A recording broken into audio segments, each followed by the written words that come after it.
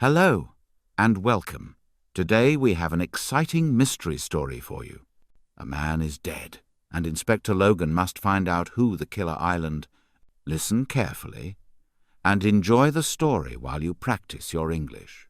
Chapter 1. The Night Call. In the middle of the night, Jenny Logan's phone rang and woke her. She was very tired and answered in a sleepy voice. Logan. Grant speaking, madame. It's 3 a.m, Grant. This had better be important. I'm at Alex McLennan's house. He's dead. Tell me the address, Grant. I'll be there in 25 minutes. Jenny Logan was an inspector with the Edinburgh Police. She often got phone calls at night. She got out of bed, put on a blue suit, and dressed quickly. She checked her short brown hair in the mirror and thought it looked fine. By 3:15, she was driving through Edinburgh. It was December. Snow covered the streets, and Princes Street was empty. High on her left, she could see Edinburgh Castle. As she drove, Logan thought about Alex McLennan. The McLennan family was well known in Scotland. Alex's father, Murray, owned more than 60 fish and chip shops in towns and cities across the country. Everyone knew McLennan's fish and chips, and most people ate them. Murray had only one son, Alex. He did not want Alex to join the family business, so he sent him to an expensive school in Switzerland. After that, Alex studied at Bristol University in England, then at a business school near Boston in the United States. Alex liked learning, but he also loved having fun. Scottish newspapers often wrote about him, having dinner with film stars in Cannes, drinking with sports stars in Monte Carlo, or dancing with pop stars in a Manhattan club. Alex knew how to enjoy life. 6 years ago, Murray McLennan died. Alex returned to Edinburgh, got married, and bought a house. Later, he sold all the fish and chip shops. With his old school friend Ian Ross, he opened a costly restaurant in the city. Logan drove into Polwarth Gardens and stopped at Alex McLennan's house. She did not often visit rich parts of the city. Most of her work was in the poorer, rougher areas. Alex's home was very large and more than 100 years old. It was Sergeant Grant who opened the door. He was 58, and most of the time he looked younger than his age. Tonight, however, he seemed worn out and old. "Hello, madam. Please come in," he said. "Where is the body, Grant?" "Upstairs on the 1st floor. In the bathroom." "The bathroom? All right. Let's go and see." "What do you know until now?" Logan asked. They began to walk up the stairs. "Well, madam, Mr. McLennan went to take a bath, probably around 11 o'clock. That was his usual time," Grant started. "I understand. Mrs. McLennan was already in bed," he continued. "She says she fell asleep about 10:30 and didn't hear him come up. At 1:30 she woke up and noticed he wasn't in bed. She thought it was strange, so she went to look for him. She couldn't find him, but the bathroom door was locked." "Did she try to get in?" Logan asked. "Yes, she tried to break the door but couldn't. Then she called her brother. He came, broke the door open, and they found Mr. McLennan dead on the floor." Grant finished. Grant and Logan reached the bathroom. The walls were black, while the bath, sink, and toilet were white. The floor had black and white tiles. Alex McLennan's body was lying on the floor, covered with a blue towel. "You said the door was locked from the inside?" Logan asked. "Yes, madam," Grant replied, showing her the broken wood. "Has the doctor seen him?" Logan asked. "Yes, madam. He left just before you arrived." "So, what was the cause of death?" Logan asked, looking at the body. "The doctor said his neck was broken. It looks like the floor was wet. He slipped, hit the side of the bath, and that was the end of Alex McLennan." Logan bent to look more carefully at the body, then checked the room. The floor was damp, but only a little. The bath was empty. Alex's body was dry, and so was the towel. What about the window? Logan asked. I thought of that, said Grant. It's shut, but not locked. Logan went over and opened it. She leaned outside and looked down. It was about 6 meters to the ground, not very far. All right, said Logan. Call the scientists. I want them to search every part of this room carefully. They must check the window, the outside wall, and the ground below. Understood, madam, Grant said. Now, where are the family? How are they? There's only Mrs. McLennan and her brother. They're in the living room, Grant answered. Logan went down to the living room. A man and a woman were sitting together on the sofa. The woman seemed to be in her late 20s, but it was hard to be sure because she was crying. She had red hair and was dressed in night clothes. Mrs. McLennan, I'm Inspector Logan from Edinburgh Police, Logan said. I'm very sorry about your husband. Thank you, Inspector, the woman replied. The man stood up. He was tall, dark, and strong-looking. He wore a black tracksuit and had not shaved. Good morning, Inspector. I'm Donald Johnston, Alice's brother. Hello, Mr. Johnston. I know this is a painful moment, but I must ask you some questions. Do you have to? Johnston asked. Look at my sister. She's crying. Can't you wait? Mr. Johnston, a man has died, Logan said firmly. I'm a police officer, and I need answers. It's all right, Donald, Alice McLennan said. She looked at Logan. I understand, Inspector. Please, go ahead. But be quick, Johnston added. Mrs. McLennan, what time did your husband usually take his bath? Logan asked. Well, he normally went upstairs about 11, took a bath, then came to bed, Alice replied. When I woke up around 1:30 and he wasn't there, I went to look for him. Johnston spoke next. She called me when she couldn't open the bathroom door. I came straight away. We forced it open and found Alex's body. We've already told the sergeant this. Logan walked over and studied a wedding photo of Alice and Alex. They looked very happy together. Did your husband have any difficulties, Mrs. McLennan? I mean, business troubles? Logan asked. No, I don't think so. Ian Ross really managed the business. Alex just brought his famous friends to the restaurant, so other people wanted to come too. Logan remembered why people liked going to McLennan's restaurant. It was expensive, but you almost always saw a famous person there. So if I want to know more about the restaurant, I should talk to Mr. Ross? Logan asked. Yes, that would be best, Alice said. Mrs. McLennan, Logan asked softly, were you and your husband happy together? Alice looked up suddenly at Logan. Johnston stood up angrily. Now listen, Inspector. You can't come here asking such things. I must ask you to leave. Please go now. Logan stared into Johnston's eyes, but she kept speaking to Alice. Mrs. McLennan, she said gently, I'm sorry, but it's possible your husband was killed. You mean? Alice started, then put her hand over her mouth and stopped. Yes, Logan said, turning back to her. I don't know yet if it was murder, but it is possible. She looked again at Johnston. That's why I need to ask difficult questions, Mr. Johnston. Inspector, you don't think Alice or I? Johnston began. Logan raised her hand to stop him. Mr. Johnston, I don't think anything yet. Tell me, what were you doing when your sister called? I was asleep in bed, of course, Johnston answered angrily but quietly. With your wife? No. My wife and children are away. They're staying with her parents until Christmas. So, there was nobody else in the house? Only you? Logan asked calmly. That's right. Logan looked at him for a long moment without speaking. Then she told them both she would need to talk to them again later. Was this murder or not? Logan thought to herself. She was sure something was wrong. There was more to discover. Chapter 2. Questions for Ian Ross. Do you really think this was murder? Grant asked as they sat in Logan's office at the London Road police station? I'm not sure, Logan replied, but I do know this.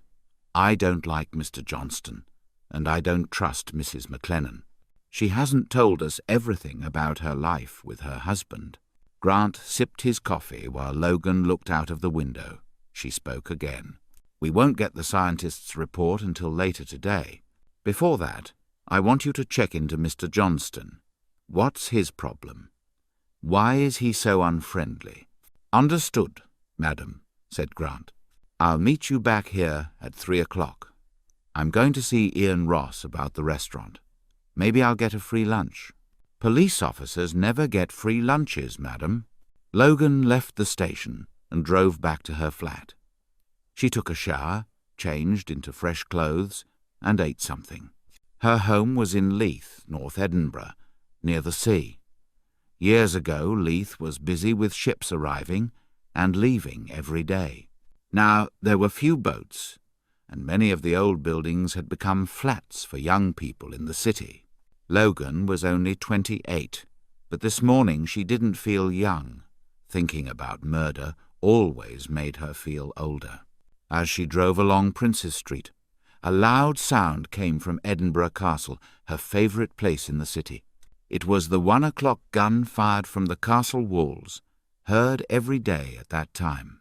At the end of Princes Street, Logan turned right and drove into Charlotte Square.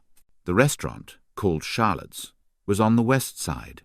She parked, got out, and went inside. The restaurant was full. A waiter came over to her. "Can I help you, madam?" he asked. "I'd like to see Ian Ross, please." "He doesn't meet anyone when the restaurant is open, I'm afraid, madam." "I'm Inspector Logan, Edinburgh Police." "Oh," he said. "Right, please follow me." The waiter led her to a small office at the back of the restaurant and left her there. After a few minutes, another man entered. He was tall, with very short blonde hair and a thin blonde moustache. He looked strong and was in his early 30s. "Inspector, this news about Alex is awful. Such terrible news. He was a great man, a true friend.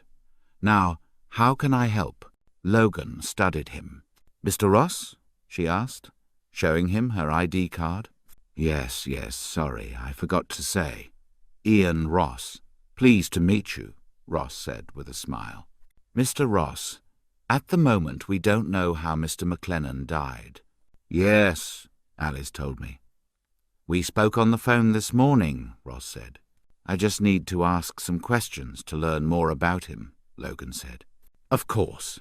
Ask whatever you need." "When did you first meet Mr. McLennan?" Logan asked. "Oh, years ago," Ross replied. "We went to school together when we were young. Later he went off to Switzerland and travelled the world." "And what about you?" Logan asked. "I stayed here until I was 16. Then I joined the army, became a soldier, and travelled around the world as well," Ross replied. "Did you meet each other often?" Logan asked. "No, not very often," he said. "But whenever we were both in Edinburgh, we always met up." "When did you open this place?" "About 5 years ago," Ross said. "I left the army and came back here. I didn't have a job then. Alex had returned from America. We spent a lot of time together and decided to start Charlotte's. He had the money and the famous friends. I did the work." Ross laughed, but Logan noticed his eyes were serious. "Is the restaurant making a profit?"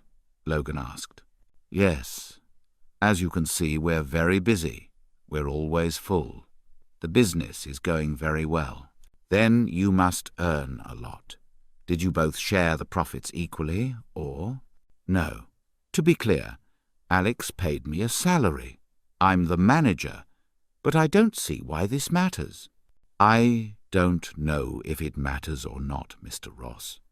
Tell me, were you here last night?" "Yes, Inspector, until around 11. Then I went home. Normally I stay later, but yesterday I was tired. I went home, and went to bed early. "Do you live alone, Mr. Ross?"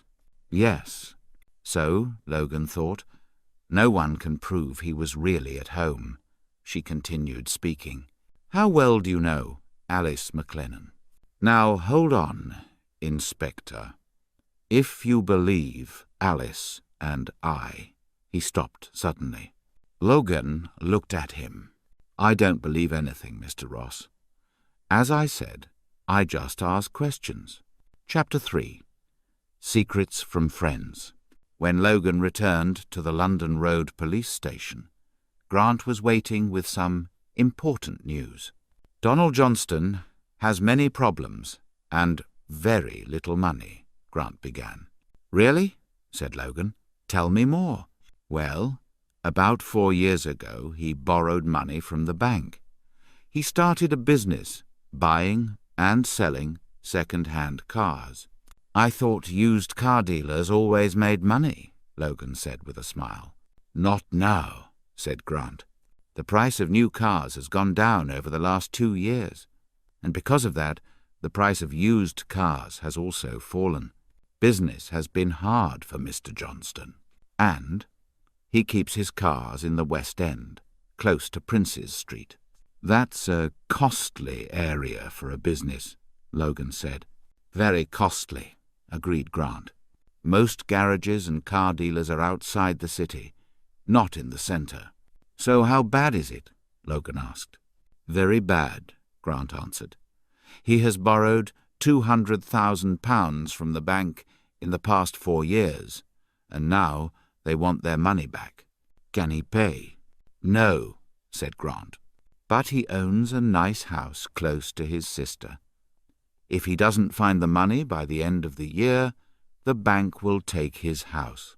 "His wife won't be pleased," Logan said. "No," Grant agreed. "Is he expecting his sister to help him?" "Well, she's going to have a lot of money now, isn't she?" said Grant. "Yes," said Logan. "She will." Logan studied Grant. He had thick black hair and a big moustache. He wore an old blue jacket and grey trousers. He didn't really look like a policeman, but he was excellent at finding information. "Well done, Grant," she said with a smile. "Where did you get all this?" "Oh, here and there," Grant said. "It helps that my cousin is good friends with Johnston's wife." Logan laughed. Just then the phone rang. Grant picked it up. He mostly listened, then thanked the caller and put the phone down. He turned to Logan. "That was Dr. Forbes. The scientists have finished their work. McLennan died between 11:30 and 12:30 from a broken neck. They can't say if it was murder." "We already knew that," Logan said. "Anything else?" "They found a tiny piece of black material on the window lock and another piece on the wall outside the bathroom.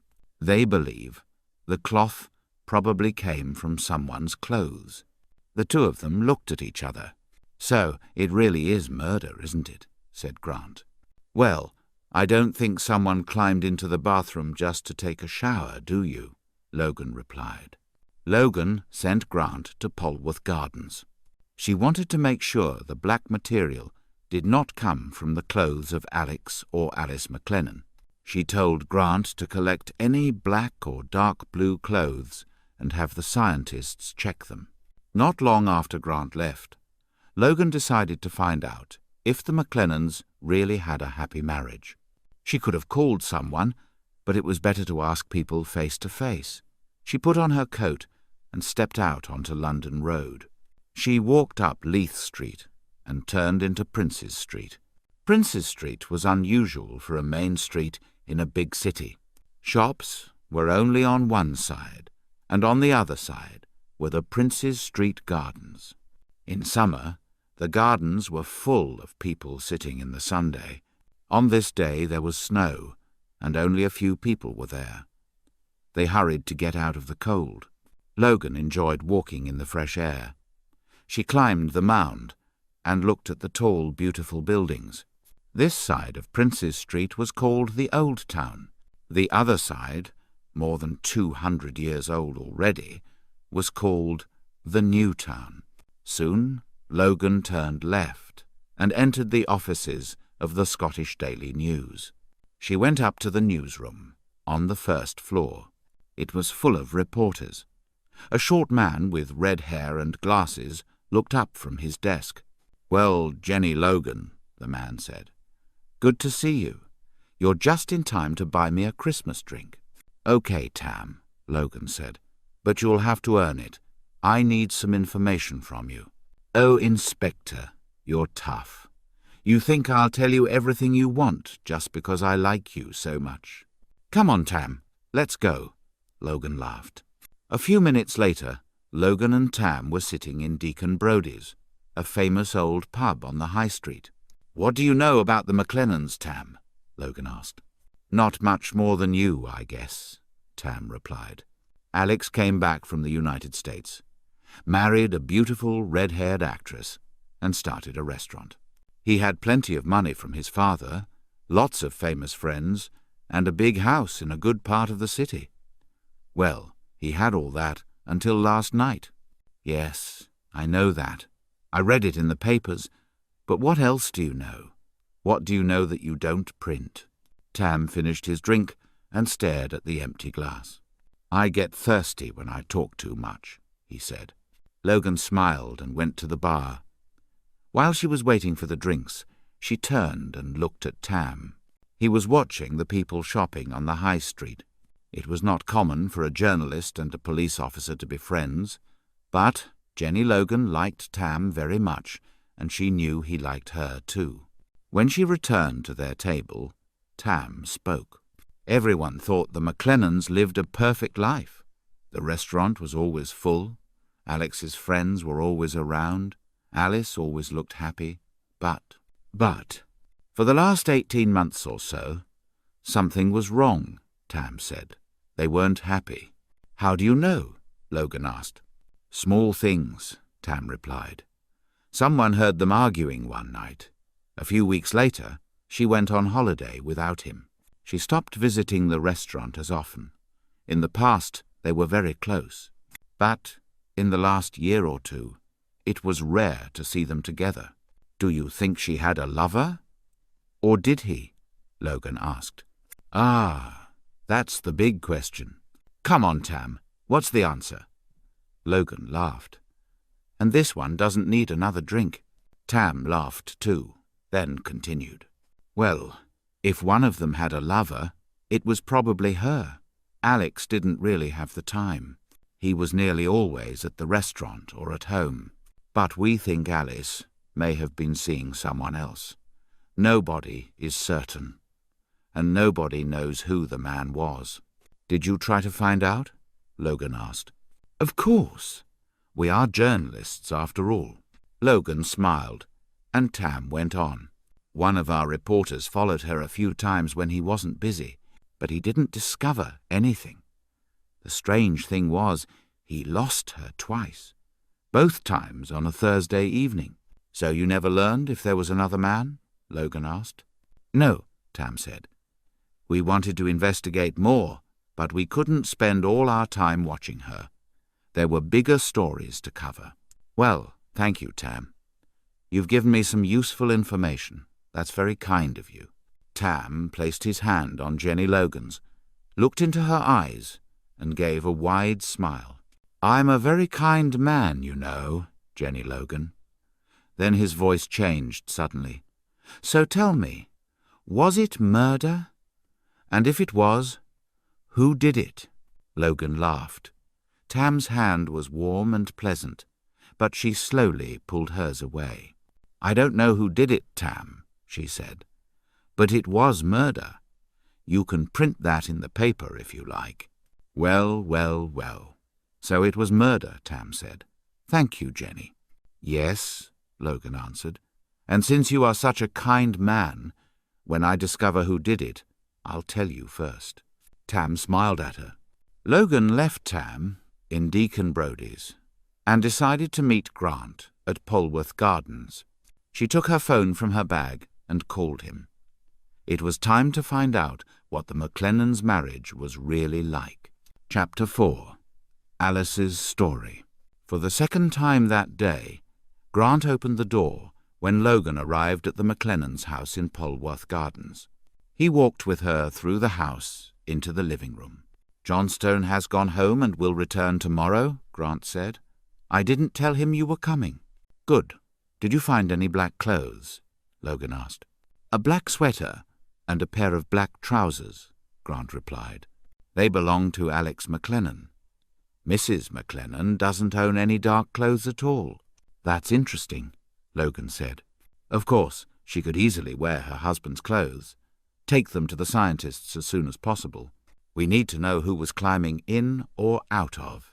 She stopped as they reached the living room door.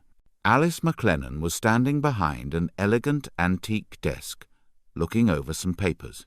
She raised her head when Logan and Grant entered. "Inspector Logan," she said, "what can I do for you?" "I'm sorry, but I need to ask you more questions," Logan said. "That's fine, Inspector. Shall we sit?" Alice moved across the room and sat on the large green sofa. She wore light grey trousers and a white blouse. Logan sat in an armchair close to her, while Grant stayed near the door. "As Sergeant Grant has seen, I don't own dark clothes," Alice said. "Most people wear black after a death, but Alex will have to accept grey." She gave a small, sad smile. "I'm sure he wouldn't mind," Logan said gently. Alice looked up. "Anyway, please ask your questions."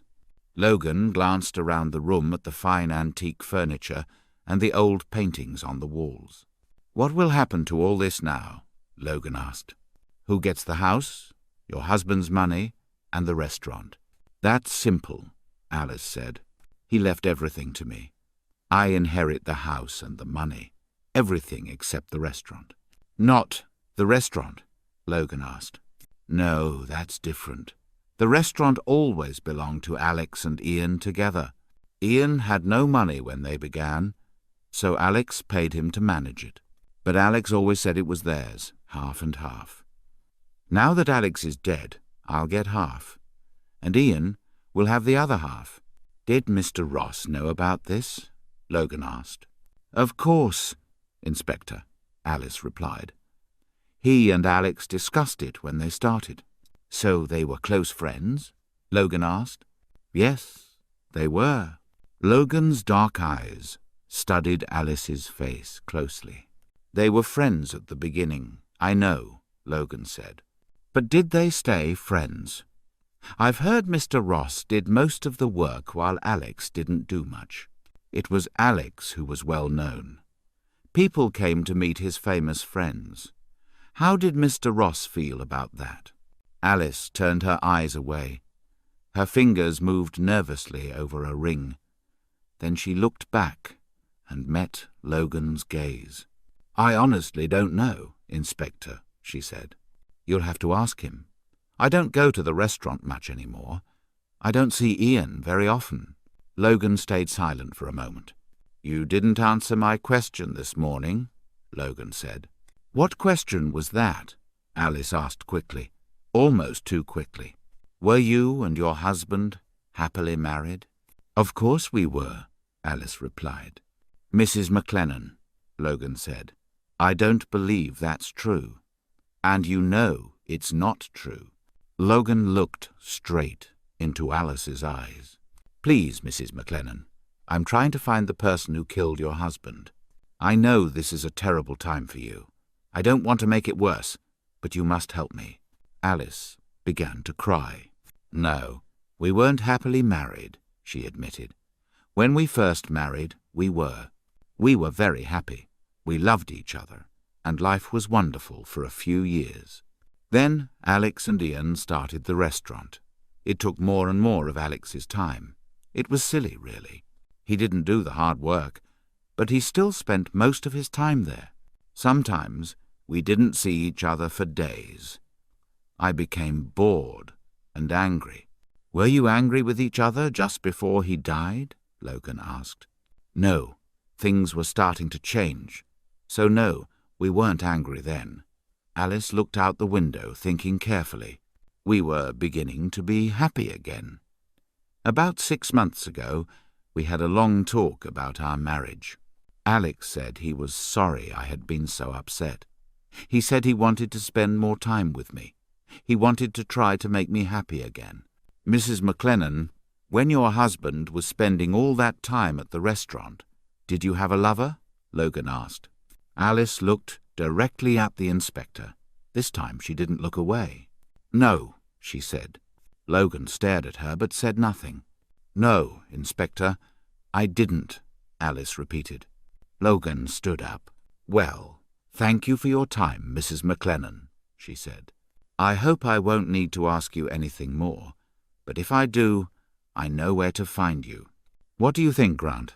Logan asked when they were outside the house in Polwarth Gardens. What do you mean, madam? Grant asked. Did she have a lover or not? You were watching her. Do you believe her? You still don't? I'm not sure, Logan answered. I believe what she said about her marriage, but I think she had a lover, or maybe still has one. And the lover could be the killer, Grant asked.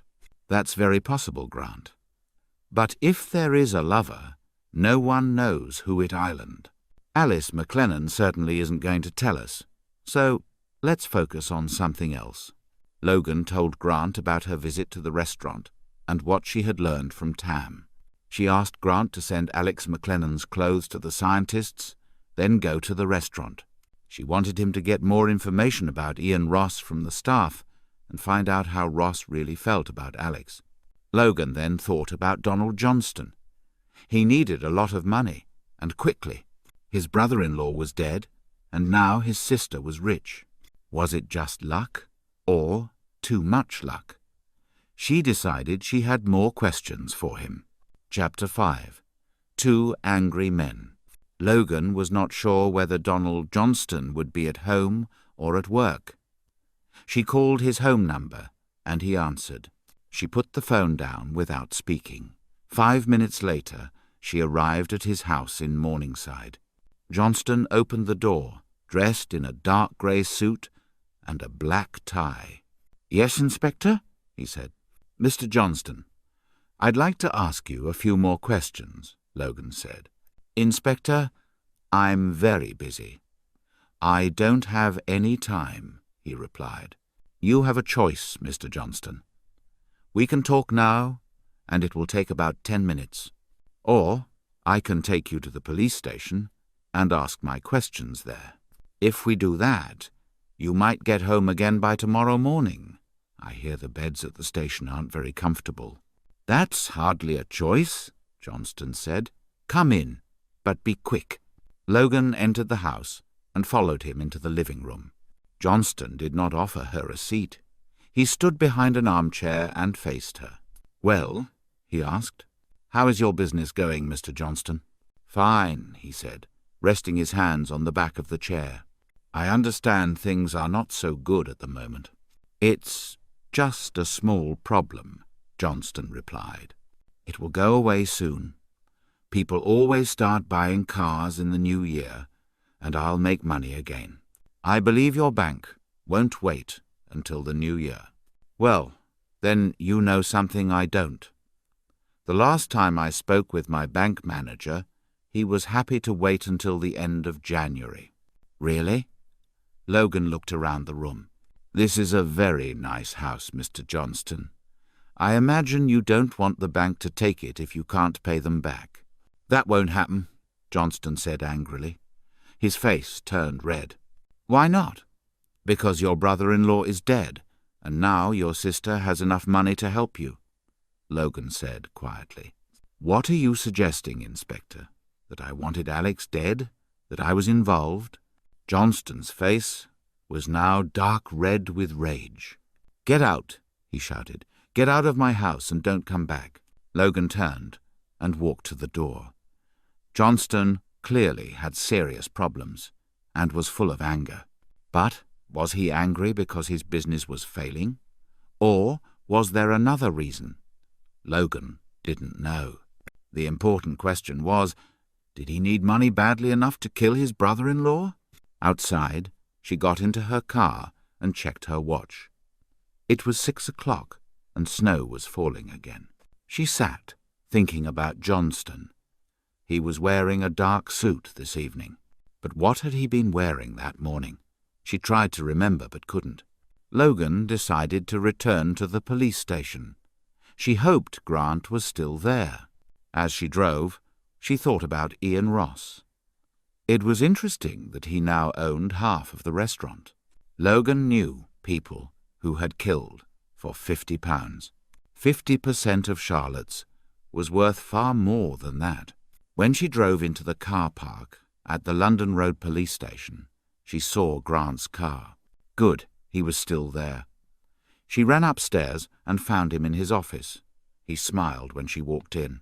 "You know, madam, I think Ross really hated McLennan." "So your visit was interesting," Logan said with a smile as she sat down across from him. "Yes," Grant replied.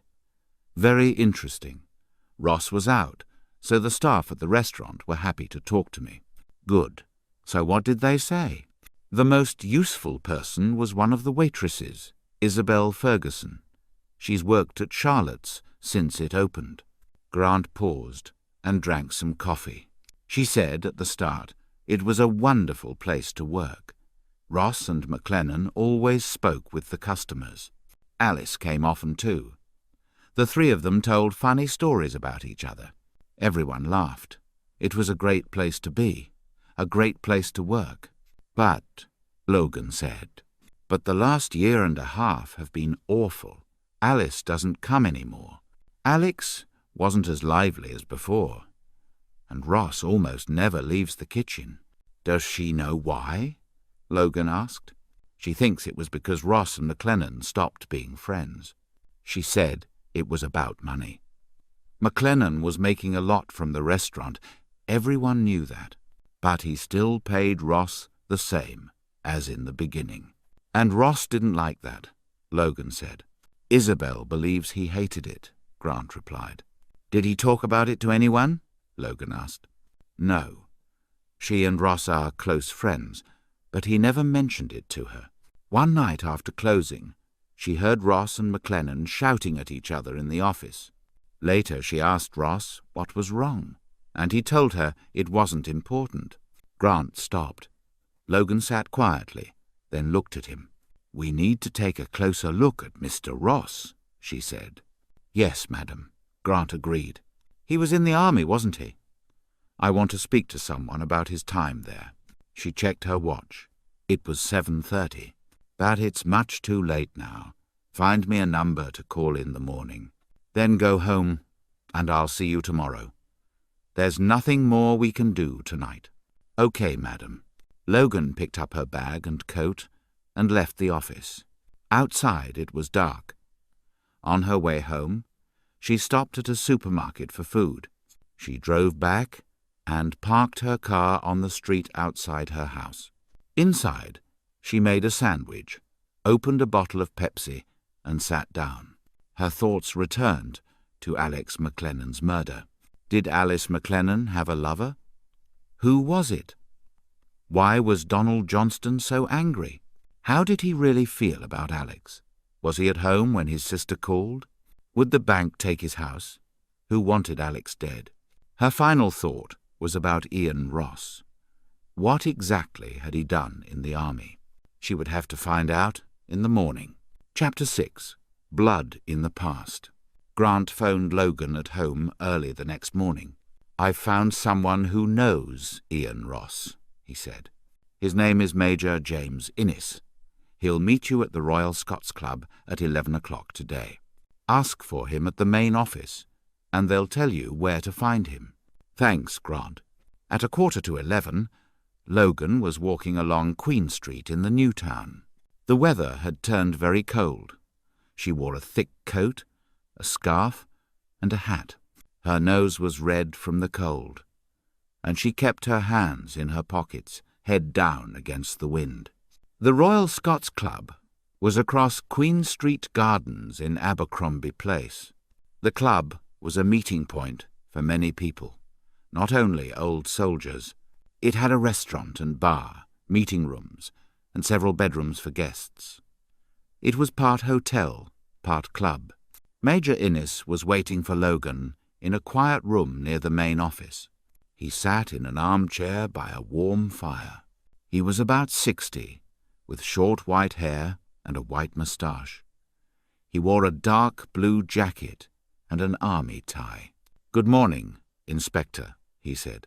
"Your sergeant told me you wanted information about Ian Ross." "Yes, Major. How well did you know Ross?" "Very well. He was one of my men for several years." "I'd like to know anything you can tell me about him," Logan said. "He was a fine soldier, a very fine soldier," said Major Innes. "He always did what I asked. He was smart and strong." "Were you together for a long time?" Logan asked. "About 4 or 5 years." "Where?" "I'm sorry, Inspector," Major Innes replied.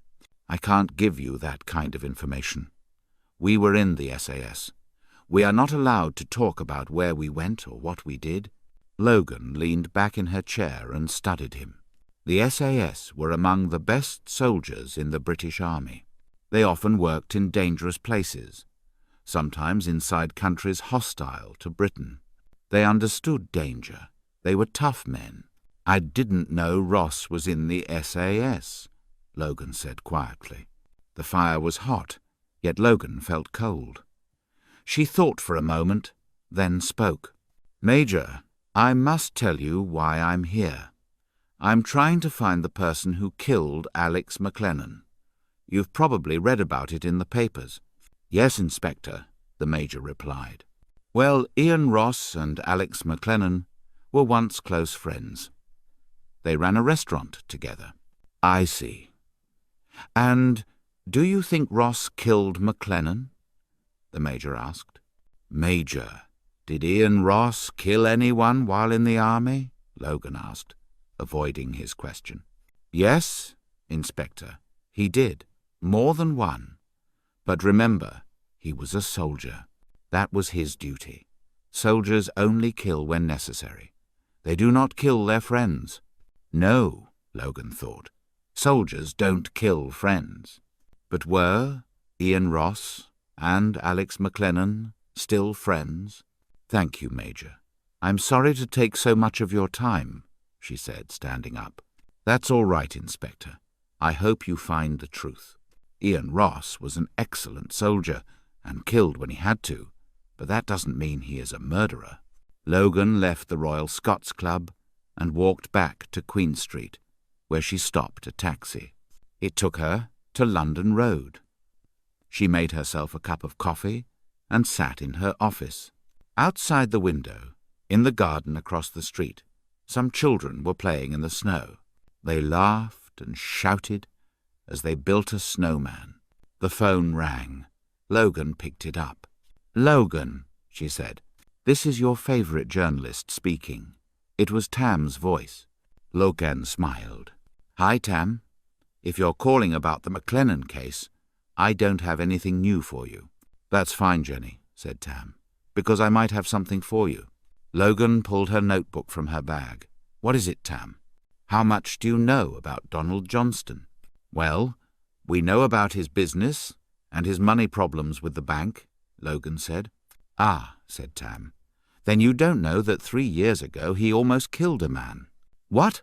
Logan nearly shouted. "How do you know that?" "Interesting, isn't it?" said Tam. "Another reporter here at the news is also working on the McLennan story. He spoke to someone who knew Johnston, and this came out." "Go on," Logan said. "Well, I don't know if it's true, but you know Johnston buys and sells used cars?" "Yes," Logan said. "Well, 3 years ago, a man named Neil Erskine came to him. Erskine said he owned a taxi company for rich clients. He was buying new cars and wanted to sell 3 old BMWs. Logan already guessed the truth. How much of that story was real?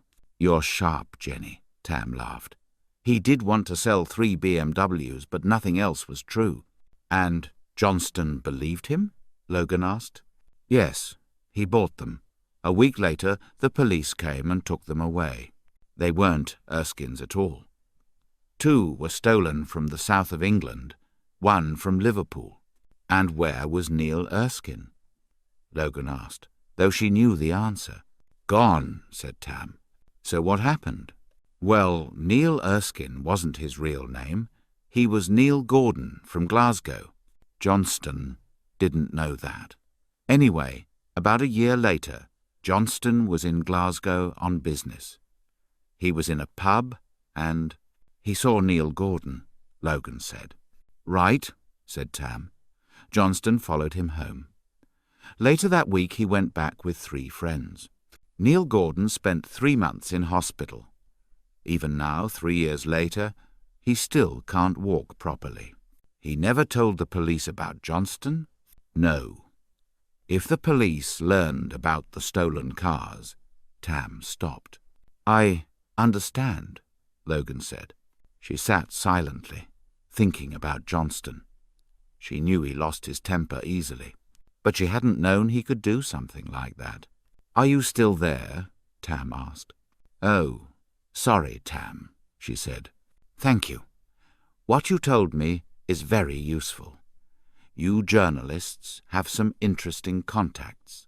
Tam laughed. I'll talk to you later, he said. Bye, Logan said, and put down the phone. Tam's story about Johnston was interesting, but what could she do with it? It didn't prove Johnston was a killer, but now Logan was sure he could kill, if he chose to. She looked out of the window. The children had finished their snowman, and snowballs were flying through the air. She let her mind run over different ideas. After a while, one idea stayed with her, and she thought about it carefully. Later, when the 1 o'clock gun sounded, Sergeant Grant put his head around the door. Come in, Grant, she said. Tell me what you think of my idea. It took Logan about 20 minutes to explain what she wanted. Then they prepared everything. After that, Logan phoned Alice McLennan and told her she would like to come and see her again. She stood up and turned to Grant. Get 3 officers, and I'll meet you in about half an hour, she said. Chapter 7. Setting the Trap. At 5:30 that evening, Logan followed Alice McLennan into the living room. When they sat down, Alice spoke. You said on the phone, Inspector, that you needed my help. I don't see how I can help. I've already told you everything I know. I know, Logan replied, but I'd like you to do something for me. I believe it could help us catch the person who killed your husband. What do you mean? Alice asked. Logan looked directly into her eyes. Mrs. McLennan, Logan said gently, have you thought about who the killer might be? I hope it was just someone who broke in looking for money, Alice said quietly. But I don't think that's true. Logan stayed silent. Alice glanced at her, then lowered her eyes to her hands. I think it was probably someone I know, she said. Maybe even someone close to me. And that's a horrible thought. I know. It must be very hard for you, Logan said.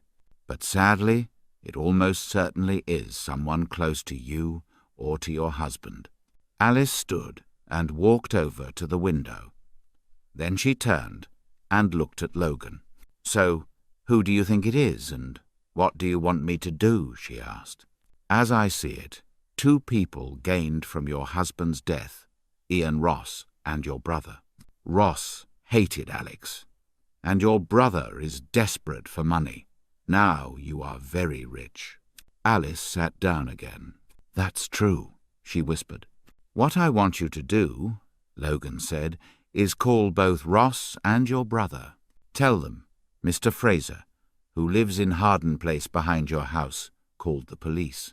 Say he saw someone climbing into your bathroom the night your husband was killed.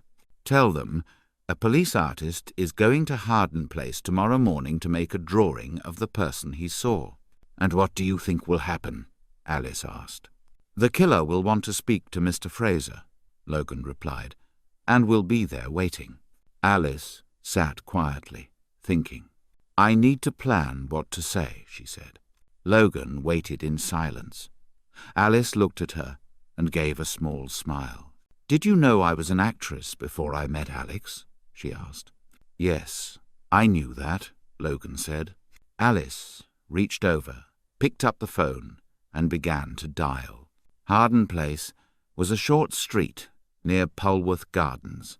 Number 8 stood on the left side. It had a small front garden and a red front door. The ground floor was not large. At the back was a long living room with double doors that opened into the back garden. There were trees in the garden and walls on each side. In the living room, a man sat in an armchair by the fire. He wore old grey trousers and an old blue jacket and had a big black moustache. He smoked a cigarette and read the newspaper. It was 11 o'clock at night and dark outside. 3 other doors opened from the living room. One led to the hall, another to a small front room, the third to the dining room, which sat between the living room and the kitchen at the back. In the front room the lights were off. The door stood open a few centimetres. 3 police officers were hiding behind that door. Inspector Logan stood just inside. From there she could see into the living room. The man in the armchair was Sergeant Grant. From time to time he looked at the clock, then read his paper again. Logan watched the cigarette smoke rise in a straight line. After a few minutes the smoke stopped, going straight, and moved slowly around. The house was quiet. Logan felt cold air enter. Grant put the newspaper down on the floor beside his chair. As he did this, the door behind him that led to the dining room opened very quietly. A tall man, dressed in black from head to foot, came through the door. He had a kind of black hat, covering his head and face too. Only his eyes were visible. He held a knife. Logan saw Grant was ready. Grant stood up fast and turned.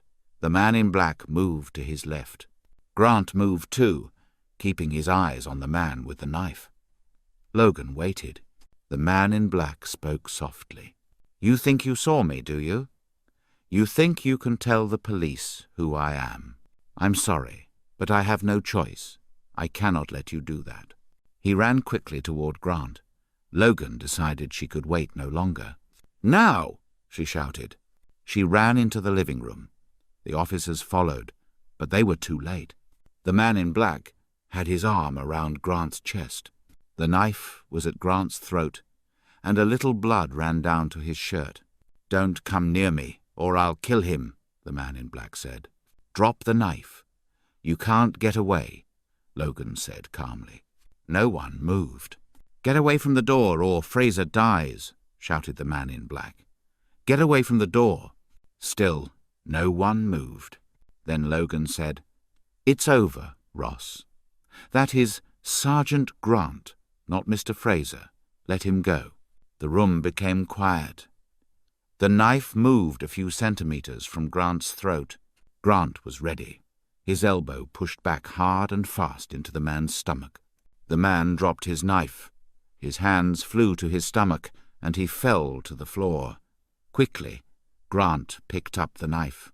Logan crossed the room and pulled off the black hat. Ross's face was dark, his eyes black and angry. "How did you know it was me? How did you know I killed Alex?" he asked. "Why did you do it?" Logan asked. "He was so pleased with himself," Ross said. "He loved people thinking he was rich and funny. He loved telling me how much money he made from the restaurant. I asked him to pay me more, but he said no. He laughed at me." "Did you know you would get 50% of the restaurant if he died?" Logan asked. "That's what he told me," Ross answered. "Sometimes I believed it, sometimes I didn't. It was not important. He had everything. Money, the restaurant, a beautiful wife. I hated him. I hated him so much. I wanted him dead. So 2 nights ago, you climbed the wall and went into his bathroom." "Yes. I knew what he always did in the evening. I waited behind the bathroom door. When he came in, I killed him. Then I climbed back down and, well, you know what happened." Ross finished. Logan spoke to the 3 officers. "You 3, take Mr. Ross to the police station. When you get there, give him different clothes and send these to the scientists. I think they will find the cloth is the same as the material from Alex McLennan's bathroom." Then she turned to Grant. "Grant, you come with me." Chapter 8. The Final Pieces. When they went outside, Logan and Grant walked to Alice McLennan's house in Polwarth Gardens. Alice opened the door. "Well?" she asked, in a low, sad voice. "It was Ian Ross," said Logan. "The police are taking him to the London Road station now."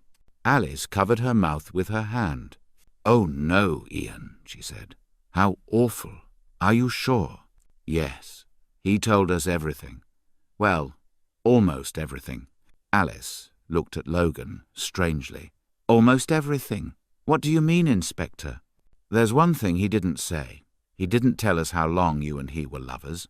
I was hoping you could tell me that." "Come inside, Inspector," said Alice. "It's warmer in here." They went into the living room and sat down. "What I said before was true. Alex and I were happy until he opened the restaurant," Alice began. "I told you we had problems, but I couldn't tell you the rest." She began to cry softly. "Go on," said Logan gently. "It began about 18 months ago. Alex was always at the restaurant. I knew Ian liked me, so I asked him here one day when Alex was away." "And you became lovers," said Logan. "Yes, we were together for about a year." "Did your husband ever know?" "I don't think so. We hardly spoke then. I don't believe he knew." "When did it end?" asked Logan. "About 6 months ago," Alice answered. "I didn't want to see Ian any more, and Alex was trying to make me happy again." "How did Ross take it?" Alice began crying again. Logan touched her arm. "Ian was very angry when I said it was over," Alice whispered. She paused, looking out of the window. Then she went on. "I often asked myself why Ian and I were together. Did he love me? Or did he love me because I was Alex's wife? When I left him, he said some terrible things." "He said he wanted you because you were Alex's wife?" Logan asked. "Yes," Alice replied softly. "I don't know if it was true. Maybe he was just so angry that he said the first thing that came to mind. Maybe it was partly true." She paused, then asked, "You don't think he killed Alex because I left him, do you?" "No, I don't think so," Logan said. "I believe he was angry mainly because your husband was making so much money. He asked for more, and Alex refused. I think the money mattered most to him." "I hope you're right, Inspector," Alice said quietly. "I really hope so." The next morning, Logan and Grant sat in her office, drinking coffee and talking about Ian Ross. "Tell me, madam," said Grant, "how did you know it was Ross before you pulled off his hat?" "It was between Ross and Johnston, but I always thought it was Ross," Logan answered. "He was the only one who could climb the wall. He had been in the SAS. Climbing would be easy for him." "And Johnstone?" Grant asked. "Well, we had to test him too," Logan said, "just to be sure. But I never truly thought it was him." Grant smiled. "And how did you know Ross and Alice McLennan were lovers?" "I only realized that last night," Logan said. "It was something Ross said. He mentioned he knew Alex's evening habits. How could he know? I'm sure Alex never told him when he had his bath. Then I thought, maybe Ross and Alice were lovers. Maybe they talked about Alex when they were together. Maybe she told him. And I was right." Logan set her coffee cup down and looked at Grant. "Anyway, you did very well last night, Sergeant," she said. "Where did you learn to take knives from soldiers?" "I've been in the police a long time, madam," Grant said with a smile. "I've taken a few knives away from people on Saturday nights." After Grant left, Logan made a call. "Newsroom, Tam MacDonald speaking," a voice said. "Tam," Logan said. "It's Jenny Logan. You can buy me a drink this evening." "I'd love to, Jenny, but why?" Tam asked. "Because you think I'm wonderful, and because I'm going to tell you who killed Alex McLennan." "Tell me who killed him, and I'll buy you dinner," Tam said. "And then I'll take you dancing at the best nightclub in town." Jenny laughed. "I can think of better things to do than dancing," she said. "Just meet me at Deacon Brodie's at 7 o'clock. She smiled as she put the phone down. Thank you for listening to this story. We hope you enjoyed it and practiced your English with us. If you liked this video, please click like, share it with your friends, and subscribe to the channel. Don't forget to turn on the bell, so you will know when the next story is ready. See you next time.